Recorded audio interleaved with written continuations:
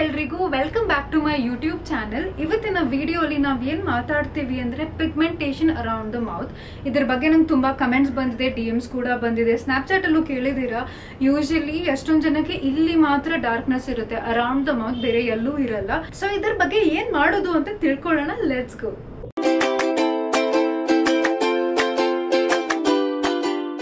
First of all, darkness around the ಮೌತ್ಗೆ causes ತುಂಬಾನೇ ಇರುತ್ತೆ ಆಯ್ತಾ. ಒಂದು ಇಂಟರ್ನಲ್ ಕಾಸ್ ಇರುತ್ತೆ, ಒಂದು ಎಕ್ಸ್ಟರ್ನಲ್ ಕಾಸ್ ಇರುತ್ತೆ. ಸೊ ಇದ್ರ ಬಗ್ಗೆ ಮಾತಾಡೋಣ. ಯಾಕೆ ಅಂದ್ರೆ ಈ ಕಾಸ್ ನ ನೀವು ಟ್ರೀಟ್ ಮಾಡಿದ್ರೆ ಆಟೋಮ್ಯಾಟಿಕ್ಲಿ ಆ ತರ ಪಿಗ್ಮೆಂಟೇಷನ್ ಇರೋದು ಹೊರಟೋಗ್ಬಿಡುತ್ತೆ. ಮೊದಲನೇದಾಗಿ ಇಂಟರ್ನಲ್ ಕಾಸ್ ಬಗ್ಗೆ ಮಾತಾಡೋಣ. ಇದು ತುಂಬಾ ಇಂಪಾರ್ಟೆಂಟ್. ಆಸ್ ಇಂಡಿಯನ್ಸ್ ನಾವು ಇದನ್ನ ತುಂಬಾ ಅವಾಯ್ಡ್ ಮಾಡ್ತೀವಿ, ಅಥವಾ ಇದ್ರ ಬಗ್ಗೆ ಅವೇರ್ನೆಸ್ ಇಲ್ಲ, ತಿಳುವಳಿಕೆ ತುಂಬಾ ಕಮ್ಮಿ ಇದೆ. ವೈಟಮಿನ್ ಡಿ ಅಥವಾ vitamin B12 deficiency, vitamin D deficiency, vitamin B12 deficiency ಇದ್ರೆ ಇಲ್ಲಿ ಅರೌಂಡ್ ದ ಮೌತ್ ಪಿಗ್ಮೆಂಟೇಷನ್ ಆಗೋ ಚಾನ್ಸಸ್ ಜಾಸ್ತಿ ಇದೆ. ಬರೀ ಅರೌಂಡ್ ದ ಮೌತ್ ಅಲ್ಲ, ನೆಕ್ ಅಲ್ಲೂ ಕೂಡ, ಇಲ್ಲಿ ಫಿಂಗರ್ಸ್ ಅಲ್ಲಿ, ಇಲ್ಲೆಲ್ಲಾನು ಪಿಗ್ಮೆಂಟೇಷನ್ ಜಾಸ್ತಿ ಇದ್ರೆ please check for vitamin B12 ಅಥವಾ ವೈಟಮಿನ್ ಡಿ ಡೆಫಿಷಿಯನ್ಸಿ. ಇದಕ್ಕೆ ನೀವೇನ್ ಮಾಡ್ಬೋದು ಅಂದ್ರೆ, ಅಕಸ್ಮಾತ್ ಡೆಫಿಷಿಯನ್ಸಿ ಇದ್ರೆ ಸಪ್ಲಿಮೆಂಟ್ಸ್ ತಗೊಳ್ಳಿ, ಇಲ್ಲ ಮಲ್ಟಿ ವೈಟಮಿನ್ ತಗೊಳ್ಳಿ, ಅಥವಾ ಬರೀ ವೈಟಮಿನ್ ಡಿಗೆ ಅಂತಾನೆ ತಗೊಳ್ಳಿ, ಅಥವಾ ವೈಟಮಿನ್ B12ಗೆ ಅಂತಾನೆ ತಗೊಳ್ಳಿ, depending on the deficiency. Next important internal hormonal cause ಏನು ಅಂದ್ರೆ ಡಯಾಬಿಟೀಸ್. ಎಷ್ಟೊಂದು ಜನಕ್ಕೆ ಡಯಾಬಿಟೀಸ್ ಇರೋರಿಗೆ ಈ ತರ ಪಿಗ್ಮೆಂಟೇಷನ್ ಆಗುತ್ತೆ, ಇಲ್ಲಿ ಮತ್ತೆ ಇಲ್ಲಿ ಕತ್ ಹತ್ರ. ಥೈರಾಯ್ಡ್, ಹೈಪೋಥೈರಾಯ್ಡಿಸಮ್ ಇದ್ರೆ ಕೂಡ ಪಿಗ್ಮೆಂಟೇಷನ್ ಈ ತರ ಜಾಸ್ತಿ ಆಗೋ ಚಾನ್ಸಸ್ ಇರುತ್ತೆ. ಅಂಡ್ PCOS, ಇದು ಒಂದೇ ಸಿಂಪ್ಟಮ್ ಇರಲ್ಲ ಅದಕ್ಕೆ ಆಯ್ತಾ. PCOS ಆಗಿರಲಿ, ಡಯಾಬಿಟೀಸ್ ಆಗಿರಲಿ, ಹೈಪೋಥೈರಾಯ್ಡಿಸಮ್ ಆಗಿರಲಿ, ಮಲ್ಟಿಪಲ್ ಸಿಂಪ್ಟಮ್ಸ್ ಇರುತ್ತೆ. But one of the symptoms that it also causes is pigmentation around the mouth. So ಆ ಟೈಮಲ್ಲಿ ಏನಾಗುತ್ತೆ ಅಂದ್ರೆ, ನೀವು ಡಯಾಬಿಟೀಸ್ ನ ಟ್ರೀಟ್ ಮಾಡಿದ್ರೆ, ಹೈಪೋಥೈರಾಯ್ಡಿಸಮ್ ನ ಟ್ರೀಟ್ ಮಾಡಿದ್ರೆ, PCOS or PCOD ನ ಟ್ರೀಟ್ ಮಾಡಿದ್ರೆ ನಿಮ್ ಹಾರ್ಮೋನ್ಸ್ ಬ್ಯಾಲೆನ್ಸ್ ಆಗುತ್ತೆ ಬಾಡಿಯಲ್ಲಿ. ಆಗ ಪಿಗ್ಮೆಂಟೇಷನ್ ಕೂಡ ಕಮ್ಮಿ ಆಗುತ್ತೆ. ಇನ್ನೊಂದು ಇಂಪಾರ್ಟೆಂಟ್ ಕಾಸ್ ಏನಾಗಿರ್ಬೋದು, ಪ್ರಾಬಬ್ಲಿ ನೀವು ನೋಟಿಸ್ ಮಾಡಿರಲ್ಲ, ಬಟ್ ಏನಾಗಿರ್ಬೋದು ಅಂದ್ರೆ ಲಿಪ್ ಲಿಕ್ಕಿಂಗ್. ಎಷ್ಟೊಂದು ಜನಕ್ಕೆ ಅಭ್ಯಾಸ ಇದೆ, ಮಾತಾಡ್ತಾ ತುಂಬಾ ಸತಿ ಹಿಂಗೆಲ್ಲ ಮಾಡ್ತಾರೆ ಆಯ್ತಾ. ಅದನ್ನ ಕಂಟಿನ್ಯೂಸ್ಲಿ ಕಾನ್ಸ್ಟೆಂಟ್ಲಿ ಮಾಡ್ತಾ ಇದ್ರೆ ಸ್ಕಿನ್ ಇರಿಟೇಟ್ ಆಗುತ್ತೆ because of your saliva constantly ಮಾಡಿದ್ರೆ.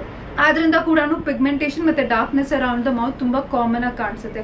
ಅಂಡ್ ನೀವು ನೋಟಿಸ್ ಮಾಡಿದ್ರೆ ಚಿಕ್ಕ ಮಕ್ಕಳಲ್ಲಿ ಈ ಪಿಗ್ಮೆಂಟೇಷನ್ ಜಾಸ್ತಿ ಇರುತ್ತೆ. ಯಾಕೆ ಗೊತ್ತಾಯ್ತಾ ಇವಾಗ? Because there always like doing that ಅಲ್ಲ, ಅದಕ್ಕೆ. ಸೊ ನಿಮ್ಗೆ ಈ ತರ ಲಿಪ್ ಲಿಕ್ಕಿಂಗ್, ಲಿಪ್ ಸ್ಮ್ಯಾಕಿಂಗ್ ಅಭ್ಯಾಸಗಳಿದ್ರೆ ಪ್ಲೀಸ್ ಸ್ಟಾಪ್ ಮಾಡಿ ಗೈಸ್. ನಿಮ್ ಪಿಗ್ಮೆಂಟೇಷನ್ ಹಂಗೆ ಹೊರಟೋಗ್ಬಿಡುತ್ತೆ. ಇನ್ನೊಂದು ಇಂಪಾರ್ಟೆಂಟ್ ಕಾಸ್ ಏನಂದ್ರೆ, ಇದು ತುಂಬಾ ಜನ ನೋಟಿಸ್ ಮಾಡಿರಲ್ಲ, ಎಷ್ಟೊಂದು ಜನಕ್ಕೆ ಬಿಸಿ ತಿನ್ನಕ್ಕೆ, ಬಿಸಿ ಕುಡಿಯೋಕೆ ತುಂಬಾನೇ ಇಷ್ಟ ಆಯ್ತಾ. ರಸಮ್ ಆಗಿರ್ಲಿ, ಟೀ ಆಗಿರ್ಲಿ, ಕಾಫಿ ಆಗಿರ್ಲಿ, ವಾಟ್ ಎವರ್. ಅದು ಸ್ವಲ್ಪ ನಾರ್ಮಲ್ ಆಗಿ ಕುಡಿಯೋ ಟೆಂಪರೇಚರ್ ಅಲ್ಲಿ ಇದ್ರೆ ಓಕೆ. ತುಂಬಾ ಜಾಸ್ತಿ ಬಿಸಿ ಆಗಿದ್ರೆ ಏನ್ ತೊಂದರೆ ಆಗುತ್ತೆ ಅಂದ್ರೆ, ನೀವು ಆ ಗ್ಲಾಸ್ ಅಥವಾ ಸೂಪ್ ಇದ್ರೆ ಅವ್ರ ಗ್ಲಾಸ್ ಇದ್ರೆ, when you keep it near your mouth ಅಲ್ಲ, ಅದರಿಂದ ಸ್ಟೀಮ್ ಬರುತ್ತೇನೋ, that can also cause irritation around your mouth. ನಂಗೆ ಕತೆ ಹೇಳ್ತಾ ಇಲ್ಲ, there are studies which show that steam can damage your skin. So ಇದು ನೀವು ರೆಗ್ಯುಲರ್ಲಿ ಡೈಲಿ ಬೇಸಿಸ್ ಅಲ್ಲಿ ಈ ತರ ಮಾಡ್ತಾ ಇದ್ರೆ ಸ್ಲೋಲಿ ಅದು ಬಿಲ್ಡಪ್ ಆಗಿ ಪಿಗ್ಮೆಂಟೇಷನ್ ಕಾಸ್ ಮಾಡಿರ್ಬೋದು. ಸೊ ಇದು ಕೂಡ ಒಂದು ಕಾರಣ ಇರ್ಬೋದು. ನೀವು ಮಾಡ್ತಾ ಇದ್ರೆ ಸ್ವಲ್ಪ ನೋಡ್ಕೊಂಡು ಟೀ ಕಾಫಿ ಕುಡೀರಿ, ಸ್ವಲ್ಪ ತಣ್ಣಗಾಗ್ಬಿಡ್ಲಿ, ಏನೂ ತೊಂದರೆ ಆಗಲ್ಲ. ನೆಕ್ಸ್ಟ್ ಇಂಪಾರ್ಟೆಂಟ್ ಥಿಂಗ್ ಏನಂದ್ರೆ ಅಲರ್ಜೀಸ್. ಯಾವ ರೀತಿ ಅಲರ್ಜೀಸ್ ಅಂದ್ರೆ, ಯಾವ್ದೋ ಒಂದು ಲಿಪ್ಸ್ಟಿಕ್ ತಗೊಂಡಿದ್ದೀರಾ ಅನ್ಕೊಡಿ, ಅಥವಾ ಯಾವ್ದೋ ಒಂದು ಕಾಸ್ಮೆಟಿಕ್ ಪ್ರಾಡಕ್ಟ್ ಇರಲಿ, ಅದರಿಂದ ಅಲರ್ಜಿ ಆಗಿದ್ರೆ ಕೂಡ ಈ ತರ ಪಿಗ್ಮೆಂಟೇಷನ್ ಅರೌಂಡ್ ದ ಮೌತ್ ಆಗೋ ಚಾನ್ಸಸ್ ಜಾಸ್ತಿ ಇರುತ್ತೆ. Any allergy can cause discolouration of your skin. ಯಾವುದೇ ಒಂದು ಪದಾರ್ಥ ಇಂದ ನಿಮಗೆ ಅಲರ್ಜಿ ಇದ್ರೆ ನಿಮ್ ಸ್ಕಿನ್ ಡಾರ್ಕ್ ಆಗೋ ಚಾನ್ಸಸ್ ಇರುತ್ತೆ because of inflammation. Apart from this, ನೀವು ಯಾವ್ದಾದ್ರು ಒಂದು ಲಿಪ್ ಬಾಮ್ಗೆ ಅಲರ್ಜಿಕ್ ಆಗಿರ್ಬೋದು, ಅಥವಾ ಯಾವ್ದಾದ್ರು ಹೊಸ ಸ್ಕಿನ್ ಕೇರ್ ಪ್ರಾಡಕ್ಟ್ ಟ್ರೈ ಮಾಡ್ತಾ ಇದ್ದೀರಾ, ಅದಕ್ಕೆ ಅಲರ್ಜಿಕ್ ಆಗಿರ್ಬೋದು. ಇಫ್ ನಾಟ್, ಎಷ್ಟೊಂದು ಜನಕ್ಕೆ ಟೂತ್ ಪೇಸ್ಟ್ ಇಂದಾನು ಅಲರ್ಜಿ ಆಗುತ್ತೆ. ಯಾವ್ದೋ ಒಂದು ಡಿಫ್ರೆಂಟ್ ಬ್ರ್ಯಾಂಡ್ ತಗೊಂಡಿರ್ತಾರೆ, ಅದ್ರಲ್ಲಿ ಯಾವ್ದೋ ಒಂದು ಪರ್ಟಿಕ್ಯುಲರ್ ಇಂಗ್ರೀಡಿಯಂಟ್ ಇರುತ್ತೆ, ಅದರಿಂದ ಕೂಡ ಅಲರ್ಜಿ ಆಗೋ ಚಾನ್ಸಸ್ ಇರುತ್ತೆ. So what you're putting around your mouth can cause the allergy. ಅದರಿಂದ ಪಿಗ್ಮೆಂಟೇಷನ್ ಇರೋ ಚಾನ್ಸಸ್ ಜಾಸ್ತಿ ಇರುತ್ತೆ. ಇದೆಲ್ಲ ಅಲ್ಲದೆ ಇನ್ನ ಒಂದು ಇಂಪಾರ್ಟೆಂಟ್ ಕಾಸ್ ಏನಂದ್ರೆ ಜೆನೆಟಿಕ್ ಕಾಸ್. ಎಷ್ಟೊಂದು ಜನಕ್ಕೆ ಫ್ಯಾಮಿಲಿಯಿಂದಾನೇ ಪಿಗ್ಮೆಂಟೇಷನ್ ಸ್ಟಾರ್ಟ್. ಯಾವ ತರ ಅಂದ್ರೆ, like how I have my dark circles, ನನ್ನ ಫ್ಯಾಮಿಲಿ ಲೈನ್ ಇಂದ ಬಂದು ಇವಾಗ ನನಗೆ ಬಂದಿದೆ.